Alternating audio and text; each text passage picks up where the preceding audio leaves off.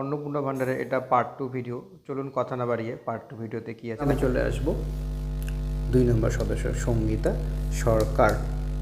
তো এখানটা দেখুন এনার সঙ্গে যে কলামটা রয়েছে যে অন্নপূর্ণা যোজনায় জন্য আবেদন করা হচ্ছে, তাহলে এখানটায় কিন্তু আপনি অবশ্যই দেবেন হ্যাঁ, অর্থাৎ ইনি অন্নপূর্ণা যোজনার জন্য আবেদন করছেন। তো ভিডিওটা পুরোটা দেখবেন, দেখলে আপনাদেরই হয়তো উপকার আসবে, সেই কারণে আমি এই ভিডিওটা বানাচ্ছি। তাহলে আমরা এবার পরিবারের 2 নম্বর সদস্য লিখব সঙ্গীতা সরকার, যেটা আমাদের এই পরিবার অনুযায়ী। আমি আবারও দেখিয়ে দিচ্ছি, সঙ্গীতা সরকার, 14 বছর বয়স।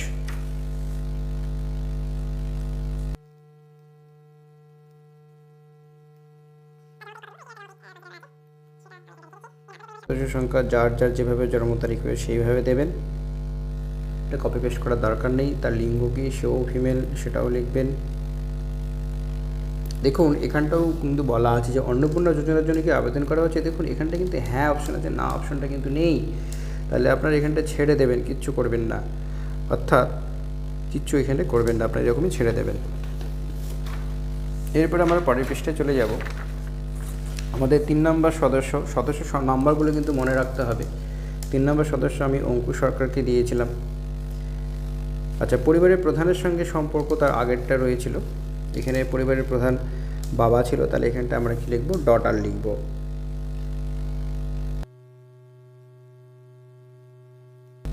আচ্ছা, তার আধার নাম্বার এখানটায় দিয়ে দেবেন, এখানটায় আধার নাম্বার 12 সংখ্যার নাম্বার দিয়ে দেবেন, তারা যেটা আসবে আপনাদের পরিবারের মধ্যে। এরপরে সদস্য 3 আমাদের অঙ্কুশ সরকার ছিল, সেটাও আমি লিখিয়ে দিচ্ছি, অর্থাৎ এটা একটা হাইপোথেটিক্যাল ফ্যামিলি ধরেছিলাম, সেটাই লিখছি। আপনাদের যদি 3 জন পরিবার থেকে 3 জন লিখবেন, 4 জন থাকলে 4 জন থাকবেন। জন্ম তারিখ আমি একটা দেখিয়ে দিচ্ছি।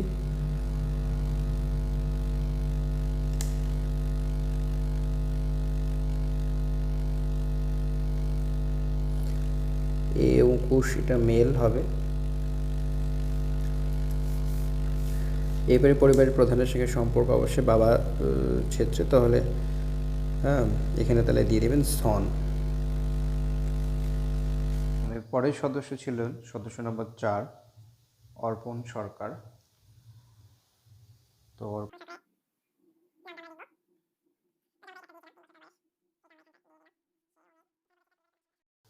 এখানে আমরা দিয়ে দিলাম সন।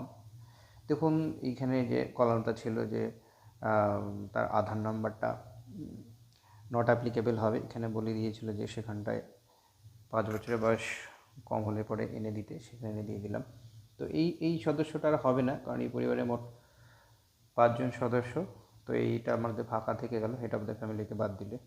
এবার দেখুন 10 নম্বর কলমে কী বলছে, যে পরিবারের প্রধান এবং পরিবারের সকল প্রাপ্তবয়স্ক সদস্যের ব্যাঙ্ক অ্যাকাউন্ট নগদ অর্থ স্থানান্তরের জন্য। তো প্রথমে দেখুন এখানে আলাদা করে বলা আছে কিন্তু হেড অফ দ্য ফ্যামিলি, তার ব্যাঙ্ক দেবেন, কোন ব্যাঙ্কে আছে। তো এখানে তার অ্যাকাউন্ট নাম্বার দেবেন, তার আইএফসি কোড দেবেন। এখানে যেটা বলা আছে দেখুন, ডিবিটি ক্রেডিটের জন্য আধার লিঙ্কযুক্ত ব্যাঙ্ক অ্যাকাউন্ট প্রদান করুন। তো এই যে ডিবিটি, এইটা কিন্তু গুরুত্বপূর্ণ, এইটা ডিবিটি লিঙ্ক করতে হবে। আপনারা ইতিমধ্যে হয়তো জেনে গেছেন যে কীভাবে করতে হবে। তো এখানে কিন্তু যিনি অন্নপূর্ণা ভাণ্ডারটা পাবেন, ওনার কিন্তু ডিবিটি অ্যাকাউন্টের বিশেষ প্রয়োজন। বাকি যারা রয়েছেন তাদের করলেও হবে, না করলেও হবে। তো আমি একটা এক্সাম্পল দেখাচ্ছি, যে ধরুন হেড অফ দ্য ফ্যামিলি এখানে আমাদের সবুজ সরকার, তার ব্যাঙ্ক এসবিআইতে রয়েছে, আমি এসবিআই দিয়ে দিলাম। তার অ্যাকাউন্ট নাম্বার এখানটায় পাসবুকের মধ্যে থাকবে, সেটা দিয়ে দিবেন। আইএফসি কোড সেটাও পাসবুকের মধ্যে থাকবে। যিনি ফর্ম ফিল আপ করবেন, অনেকেই লেখাপড়া জানেন না, তো আপনারা হয়তো কারো কাছ থেকে করিয়ে নেবেন, তো ওনাদের ব্যাংকে পাসবই দিলেই ওই আইএফসি কোড এবং অ্যাকাউন্ট নাম্বারটা দিয়ে দেবেন। তবে এই যে সদস্য 1, অর্থাৎ যার অন্নপূর্ণা ভাণ্ডার যার অ্যাকাউন্টে ঢুকবে, এইটা কিন্তু গুরুত্বপূর্ণ, এটা কিন্তু ভালো করে চেক করবেন। এখানে ডিবিটি লিঙ্ক করা আপনার অনেকগুলো বই থাকতে পারে, সেই ক্ষেত্রে আপনার ডিবিটি লিঙ্ক করা ব্যাংকের বইটাই কিন্তু এখানটায় দেবেন। যে ব্যাংকে আপনার ডিবিটি লিঙ্ক করা আছে সে ব্যাংকের নাম লিখবেন। আমি এখানে এসবিআই ধরে নিচ্ছি, আছে, কারো এলাহাবাদ থাকতে পারে, কারো পাঞ্জাব থাকতে পারে, সেটা দিয়ে দিবেন। অ্যাকাউন্ট নাম্বারটা দিয়ে দিবেন, সেখানে পাসবই লেখা আছে। আইএফসি কোডটা দিয়ে দিবেন, সেটাও পাসবইয়ে দেওয়া আছে। আচ্ছা, সদস্য 2 আমার ছিল এক্ষেত্রে সঙ্গীতা সরকার, সে পড়াশুনো করছে, 14 বছর বয়স। তার অবশ্যই ব্যাংকের বই থাকবে, কারণ স্কলারশিপ পেতে গেলে ব্যাংকের বই প্রয়োজন, তো সেটাও তার ব্যাংক কীতে আছে সেটাও দিয়ে দিবেন, সেটা এসবিআই থাকলে এসবিআই বা অন্য থাকলে অন্য, সেটা দিয়ে দিলেন, তার অ্যাকাউন্ট নাম্বার দিয়ে দিলেন, তার আইএফএসসি কোড দিয়ে দিলেন। এইবার যেটা রয়েছে অঙ্কুশ সরকার, সদস্য আমাদের 3, এই অঙ্কুশ সরকার, এবার এর অ্যাকাউন্ট থাকতেও পারে নাও থাকতে পারে, তো থাকলে দেবেন, না থাকলে না দেবেন। একই রকম 4 নম্বরে তো কোনো প্রশ্ন নেই, এর অ্যাকাউন্ট থাকার কথাই না। তো এই ছিল আমাদের 10 নম্বর পয়েন্ট। পরেরটাতে দেখুন 11 নম্বরটা কী বলেছে। 11 নম্বরটা দেখুন কী বলেছে, epic head of the family এবং সকল প্রাপ্তবয়স্ক সদস্য ভোটার তালিকায় অংশ নম্বর সহ, অর্থাৎ এখানটা কিন্তু এপিক নাম্বার আমি দেব, প্রথমে আমি এপিক নাম্বার দেব, যা যা এপিক নাম্বার থাকবে আমি একটা এপিক নাম্বার এখানটায় আপনাদের দেখাচ্ছি, যে ধরুন তার হয়তো এপিক নাম্বার এইটা আসছে, যার যেটা আসবে আর কি, মানে নিজের এপিক নাম্বারটা এখানে হেড অফ দ্য ফ্যামিলির যা আসবে সেটাই দিবেন। অনেক তথ্য, অনেক ইনফরমেশান দিতে হবে, তাই তাড়াহুড়ো একদমই করবেন না। তারপরে দেখুন এখানটায় লেখা আছে বিধানসভা ক্ষেত্র এবং অংশ, অর্থাৎ কোন বিধানসভার মধ্যে পড়ে। আমি ধরলাম এটা 39 বালুরঘাটের মধ্যে পড়ে, এটা হয়তো এই জায়গাটায় পড়ে, এবং অংশ নাম্বার বলেছে, হ্যাঁ অংশ মানে পার্ট নাম্বারটা আর কি। কিছুদিন আগে আপনারা ভোট দিয়ে এসছেন, অবশ্যই জানেন, বা আপনাদের স্লিপে লেখা আছে সে পার্ট নাম্বারটা, বা আপনাদের বিএলওর কাছ থেকেও জেনে নিতে পারেন পার্ট নাম্বারটা কত। ধরুন এটা হয়তো পার্ট নাম্বার, আমি এইটার পার্ট নাম্বারটা ধরুন আমি দিয়ে দিলাম 40, হতেই পারে 40 নাম্বার পার্ট, বা অন্য যেটা একটা এক্সাম্পল আমি দিয়ে দিয়েছি। এটা গেল হেড অফ দ্য ফ্যামিলি।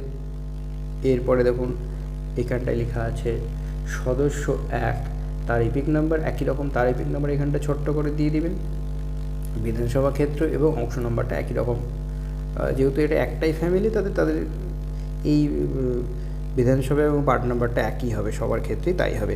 আচ্ছা, এটার তো 1 নম্বর সদস্য ভোট দিতে পারছে, সে প্রাপ্তবয়স্ক। 2 নম্বর সদস্য দেখুন 14 বছর বয়স, এর তো ভোট নেই। 3 নম্বর সদস্যরও তো নেই, তাহলে এইগুলোর কিন্তু হবে না, এগুলো আমরা এনে লিখে দিয়ে দেবো, ফাঁকা নট অ্যাপ্লিকেবল, এইটাতে নট অ্যাপ্লিকেবল দিয়ে দেবো। হ্যাঁ, আর এনার কিন্তু থাকবে, ইনি অন্নপূর্ণা ভাণ্ডারের টাকাটা ইনি পাচ্ছে, এনারটা কিন্তু দিয়ে দেবে, কারণ আমার সদস্য 1 কিন্তু শিউলি সরকারকে ধরা হয়েছে। এই জায়গাটা কিন্তু গণ্ডগোল করবেন না আপনারা যে অন্নপূর্ণা ভাণ্ডার পাবে তাকে আপনারা সদস্য 1-এ রাখছেন না হেড অফ দ্য ফ্যামিলি করছেন, সেই বিষয়টা কিন্তু গুরুত্ব সহকারে ভাববে, সেভাবে কিন্তু ফর্ম ফিল আপটা করবেন। আচ্ছা, এরপরে দেখুন 12 নম্বরে কী লেখা আছে, বিভাগ, অর্থাৎ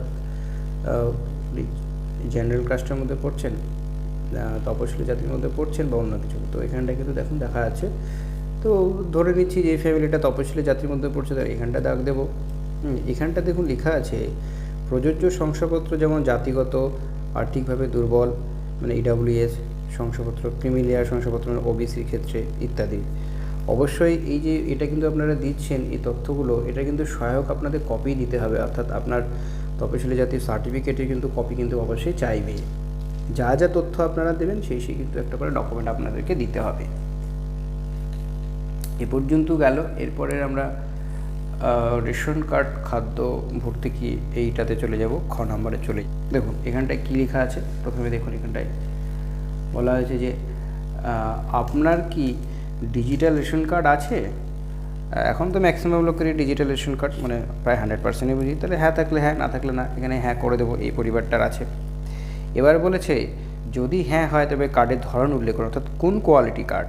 এখানে অনেক ধরনের কোয়ালিটি কার্ড থাকে, আমি একটা এক্সাম্পল দেখাচ্ছি। দেখুন এইখানে একটা কার্ড রয়েছে দেখা যাচ্ছে, তো এই কার্ডটার দেখুন একটা কিন্তু এখানটায় একটা কিন্তু নাম্বার রয়েছে, এই যে 4টে সংখ্যা দেখছেন, এই ধরনগুলি বলেছে এখানে AY PHH SH, তো এইটা PSS ছিল, এটা করলাম।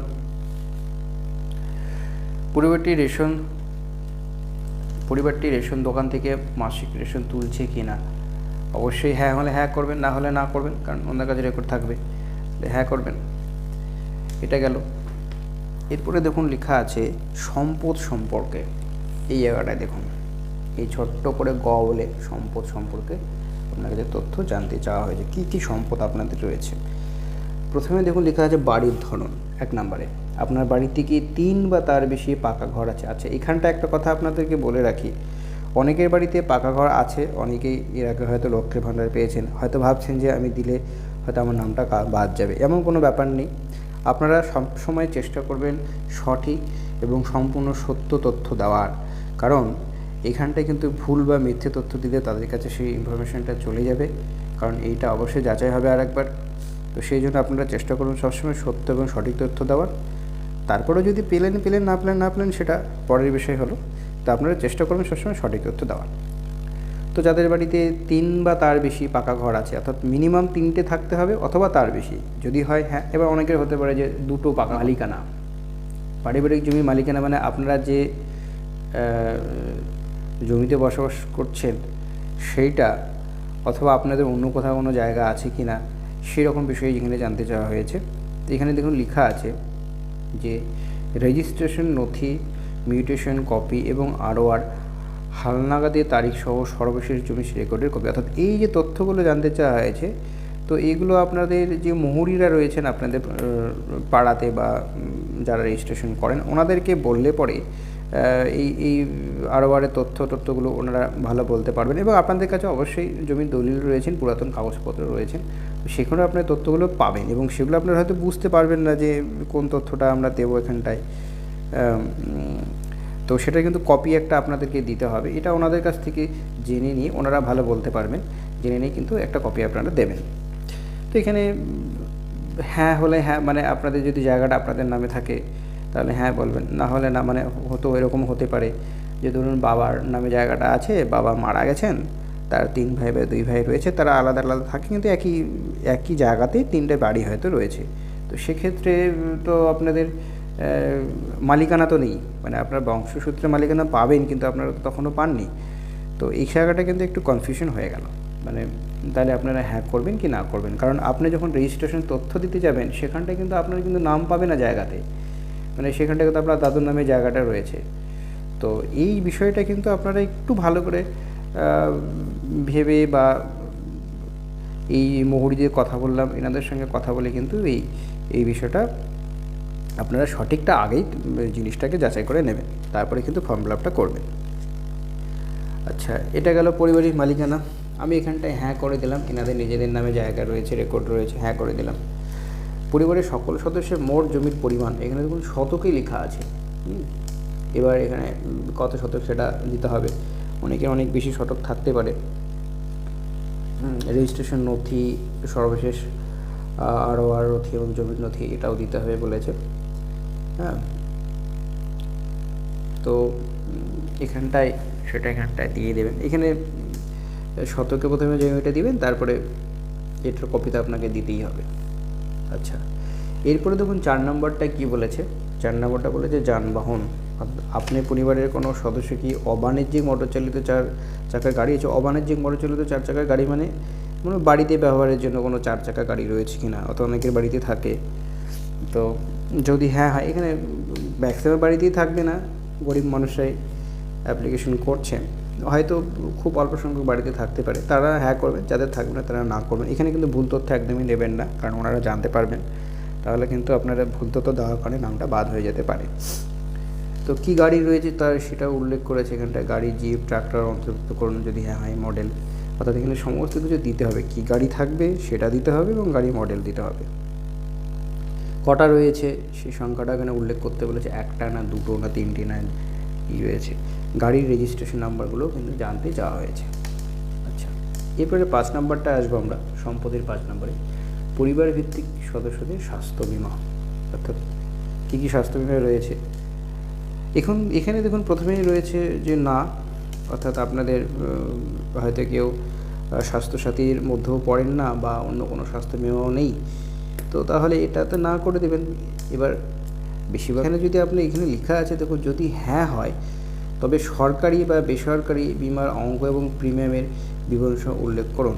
দেখুন এখানে প্রিমিয়াম মানে হচ্ছে যে এইটা যারা বেসরকারিতে স্বাস্থ্য বিমা নেয়, যেমন টাটা এআই রয়েছে, ম্যাক্স লাইফ রয়েছে, তো তাদের ক্ষেত্রে কিন্তু একটা টাকা দিতে হয়, তাদের মাসিক টাকা বা বছরে এককালীন টাকা দিতে হয়, সেই প্রিমিয়ামটার কথা উল্লেখ করেছে।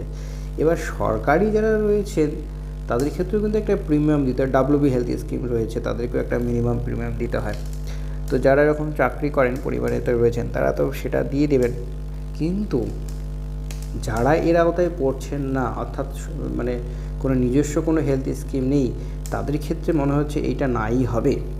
অর্থাৎ কারণ তাদের আপনারা প্রিমিয়াম তো দিতে পারবেন না। স্বাস্থ্যসাথী যারা পান তারা তো প্রিমিয়াম কোনো দেন না, তারা উল্টে আরও 5 লক্ষ টাকার চিকিৎসা পান। তো তারা হয়তো না করবেন এটা। আর যারা নিজস্ব হেলথ স্কিম রয়েছে তারা হ্যাঁ করবেন, এবং কত টাকা আপনারা দেন সেটা এখানটায় উল্লেখ করবেন। একই রকমভাবে সেইটা হেড অফ দ্য ফ্যামিলির ক্ষেত্রে কত, দেখুন এখানে সাম অ্যাশিওর্ড যাদের রয়েছে তাদের ক্ষেত্রে এটা, যাদের নেই তাদের তো এটা নিয়ে কোনো চিন্তা করার কারণ নেই, তারা এই খেলাটা এখানে স্কিপ করে চলে যাবেন, নট অ্যাপ্লিকেবল দিয়ে দেবেন, না করলে তো আর কিছু করার প্রয়োজন হচ্ছে না। আচ্ছা, এবার দেখুন আয়, ঘ নম্বরটা রয়েছে আয় বা পেশা। কি রয়েছে আয় বা পেশাতে? দেখুন, কোনো সদস্য কি আয়কর বা পেশাগত কর প্রদান করেন? অর্থাৎ যদি সে পরিবারের কোনো সদস্য যদি ইনকাম করেন, চাকরি করেন, তাহলে, এবং চাকরি করারও নির্দিষ্ট একটা স্ল্যাব রয়েছে, নির্দিষ্ট একটা টাকা যদি তাকে পেতে হয় তবেই তাকে ট্যাক্স দিতে হয়। তো এটা বেশিরভাগ ক্ষেত্রেই নাই হবে। আর যাদের ক্ষেত্রে যারা দেন তারা ইয়েস করবেন, হ্যাঁ করবেন, যারা দেন না তারা না করবেন, ঝামেলা শেষ। পরিবারের সদস্যদের প্যান কার্ড, এবার হয়তো এরকম হতেই পারে যে একটা পরিবারে তার কোনো সদস্য সংখ্যা ট্যাক্স দেয়, তারপরে সে হয়তো এখানটায় মিথ্যে একটা ইনফরমেশন দিল, না দিয়ে দিল, কিন্তু যখনই তার প্যান কার্ড নাম্বার দেখবে, প্যান কার্ড নাম্বারের নাম্বার যখন যাচাই করবে তখন কিন্তু সেটা ধরা পড়ে যাবে। তো সেই জন্য আপনারা সঠিক তথ্যটা দেওয়ার চেষ্টা করবেন। এখানে লেখা আছে যদি হ্যাঁ যদি হয় তাহলে নাম এবং প্যান নাম্বার চেয়েছে, না হলে তো এগুলো দেওয়ার প্রয়োজন নেই। তবুও আপনারা নাম্বারটা দিয়ে দেবেন, এখানটায় হেড অফ দ্য ফ্যামিলির নাম দেবেন, তার প্যান নাম্বার দিয়ে দেবেন, সদস্য 1 নাম দেবেন, তার প্যান নাম্বারটা দিয়ে দেবেন, সদস্য 2 থাকলে প্যান নাম্বার দেবেন, আর এগুলো তো থাকলে দেবেন, না থাকলে দেবেন না। এরপরে আসছে 3 নম্বরটা কর্মসংস্থানের ধরন। পরিবারের প্রধান হেড অফ দ্য ফ্যামিলি সে কি করে, অর্থাৎ সরকারি ক্ষেত্রে কোনো চাকরি করে কিনা, বেসরকারি ক্ষেত্রে কোনো চাকরি করে কিনা, সংগঠিত ক্ষেত্রে স্বনিযুক্ত উদ্যোক্তা, ব্যবসায়ী মালিক, অর্থাৎ তার কোনো বিজনেস রয়েছে কিনা, সে তার কিছু শিল্প রয়েছে কিনা, সে কোনো কিছুর মালিক কিনা, এই সমস্ত বিষয় রয়েছে এখানটায়। মিলের মালিক বা কোনো কিছু ব্যবসা রয়েছে তার সেটার মালিক। আংশিক সময়ে কর্মরত, পার্ট টাইম সে কাজ করে কিনা। আংশিক সময়ে কর্মরত কোনগুলোর মধ্যে পড়বে? এগুলো যেমন ডেলিভারি বয়, বা একবেলা হয়তো কাজ করে কোথাও কোনো দোকানে বসে, এরকম বিষয়। অসংগঠিত ক্ষেত্রে স্বনিযুক্ত কারিগর, শিল্পী, কৃষক ইত্যাদি, অর্থাৎ যারা দিনমজুর হন, বেশিরভাগ ক্ষেত্রে এটাই হবে অসংগঠিত দিনমজুর। তো যার যেটা হবে সেটা করবেন। অনেকে বাইরে পরিযায়ী শ্রমিক হন, আমি এটা এই ক্ষেত্রে এই পরিবারটাকে আমি এটাই দিয়ে দিচ্ছি, অসংগঠিত আর দিনমজুর ধরে নিয়ে আমি এটা করছি। আর যদি বেকার হয়, বেকার দিবেন, কিছুই করি না, শুধু সরকার থেকে টাকা পেতাম, তাহলে বেকার দিবেন। আর অন্যান্য থাকলে অন্যান্য দিতে পারেন, এটা অন্তত তেমন কিছু বিষয় ইম্পর্টেন্ট নয়। এখানে বলেছি সবচেয়ে উপযুক্ত ঘরের টিক চিহ্ন দিন, যদি থাকে প্রয়োজনীয় নথি ঘোষণা জমা দেন। অর্থাৎ আপনি যদি ধরুন সরকারি কেউ চাকরি করে তাহলে তার তো পে স্লিপ থাকবে, বেসরকারি যদি থাকে তাকেও এখন পে স্লিপ তার থাকবে। হ্যাঁ, ব্যবসা বা মালিক হলেও তার জায়গার প্রমাণ থাকবে, মালিকের তার থাকবে, তো সেগুলো সে দিতে পারে। আচ্ছা, এবার সদস্য 1 একই রকম তার তথ্য। সদস্য 1-এর ক্ষেত্রে সরকারি ক্ষেত্র ইত্যাদি ক্ষেত্র, তো সদস্য 1 মানে এখানে মহিলা, তাহলে উনি তো বেকার, হাউস ওয়াইফের তো এখানে কোনো অপশন আমি দেখছি না, তো তাহলে বেকার, তিনি হাউস ওয়াইফ, বেকার দিয়ে দিবেন। আর যদি মনে হয় যে এখানে হাউস ওয়াইফ যেহেতু নেই, অন্যান্যটাও দিয়ে দিতে পারেন। আর সদস্য 2 যে এখানটায় সঙ্গীতা সরকার, সাথে স্টুডেন্ট, তাহলে সে কোনো কাজ করে না, তাদেরগুলো অন্যান্য দিয়ে দিবেন। অর্থাৎ যে ছেলে বা মেয়ে যারা পড়াশোনা করে তাহলে ওরা তো কাজই করে না, তাই না, তাদের কোনো ইনকামই নেই, তাহলে তারা অন্যান্য কোনো অপশন নেই। আচ্ছা, এইখানটার একটা প্রবলেম রয়েছে, দেখুন এই 4 নম্বর প্রবলেম, এটা একটু বোঝার বিষয় রয়েছে আর কি, যে পরিবারের শিক্ষিত প্রাপ্তবয়স্ক সদস্যের সংখ্যা এবং পরিবারের অশিক্ষিত প্রাপ্তবয়স্ক সদস্যের সংখ্যা। এবার বলুন তো মশাই, শিক্ষিত কারা অশিক্ষিত কারা, তাই না? এবারে দেখুন এখানটা নির্দেশনার মধ্যে বলেছে পরিবারের সকল শিক্ষিত প্রাপ্তবয়স্ক সদস্যের সর্বোচ্চ শিক্ষাগত যোগ্যতা প্রদান করুন। ধরুন এরকম হয়েছে অনেক, যে একজন মানুষ আগেকার দিনে স্কুলে গেছে, স্কুলে গিয়ে সে 1-2 পর্যন্ত পড়াশোনা করেছে, সে কোনো মতে লিখতে পড়তে জানে, তারপরে সে আর পড়াশোনা করেনি, তাহলে তাকে কি আপনি শিক্ষিত বলবেন না অশিক্ষিত বলবেন? এখানে প্রশ্ন হচ্ছে, আপনি শিক্ষিত যদি দেখান তাহলে কিন্তু তার শিক্ষাগত যোগ্যতা এখানটায় দিতে হবে, মানে তার একটা প্রমাণ লাগবে। তো আমার মতে যদি সে ক্লাস 4 পাস হয় বা 4 পাসের বেশি হয় তাহলে তাকে শিক্ষিত বলুন, যদি সে 4 পাসের কম হয় তাহলে তাকে অশিক্ষিত বলুন। কারণ আপনি 4 পাসের নিচে তো কোনো সার্টিফিকেট দেখাতেই পারবেন না। আপনার 4 পাস থাকলে তাও একটা 4 পাসের সার্টিফিকেট আপনি দেখাতে পারবেন, বা 4 পাসের উপরে এসে 5-এ পড়লে, 6-এ পড়লে, 7-এ পড়লে, 8-এ পড়লে তার একটা সার্টিফিকেট থাকবে। 4 পাসের নিচে তো আপনি সার্টিফিকেট দেখাতেই পারবেন, কোথায় পাবেন? স্কুলে গেলেও আপনাকে কেউ দিতে পারবে না, রেকর্ডই নাই। তো সেই হচ্ছে বিষয়। তো এখানে শিক্ষিত প্রাপ্তবয়স্ক সদস্য ওই যেটা বললাম আর কি, যারা 4 পাস এবং 4 পাসের বেশি, তাদের সংখ্যাটা এখানটা লিখুন। 5 জন পরিবারের মধ্যে যদি হয়, বাবা মা শিক্ষিত, মেয়ে পড়াশোনা করছে, ছেলে পড়াশোনা করছে, তাহলে 4 জন দিন। অশিক্ষিত প্রাপ্তবয়স্ক, এখানে দেখুন প্রাপ্তবয়স্ক কথাটা বলেছে, তাহলে এখানে আরেকটা বিষয় উল্লেখ করতে হবে যে প্রাপ্তবয়স্ক উল্লেখ করেছে, তার মানে আপনাদের আপনাদের সন্তানদের কথা এখানে আসবে না। যারা 18 এবং 18 প্লাস, এখানে 18 প্লাস যারা রয়েছে তারাই প্রাপ্তবয়স্ক, তো তাদের ইনফরমেশনটাই শুধু চেয়েছে। তো এখানে 2 ছিল, তাহলে আমি ধরে নিচ্ছি যে বাবা মা দুজনেই শিক্ষিত, তাহলে এখানটা 2 দিয়ে দিলাম। পরিবারের প্রধান এবার আলাদা করে বলেছে শিক্ষিত না অশিক্ষিত, তাহলে আমি যেহেতু শিক্ষিত এখানে দিয়েছি, তাহলে এখানে শিক্ষিত দিয়ে দিলাম।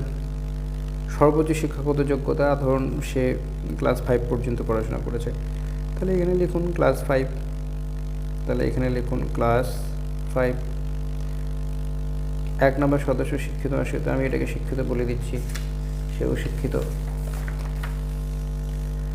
সর্বোচ্চ শিক্ষাগত যোগ্যতা কি, এখানটায় ধরে নিচ্ছি সে মাধ্যমিক পাস করেছে, তাহলে এমপি পাস দিয়ে দিন, বা ক্লাস 10 লিখে দিন, তো এমপি পাসড। এবার কিন্তু আপনাকে কিন্তু শিক্ষাগত যোগ্যতা কিন্তু প্রমাণ নথি দিতে হবে, এখানটা যেহেতু বলেছে, উল্লেখ করেছে। এবার আমি শুধু শিক্ষাগত যোগ্যতা বললাম, মুখে বললাম আর প্রমাণ দেখাতে পারলাম তা কিন্তু করবেন না, অবশ্যই সেগুলো কিন্তু রেডি রাখবেন।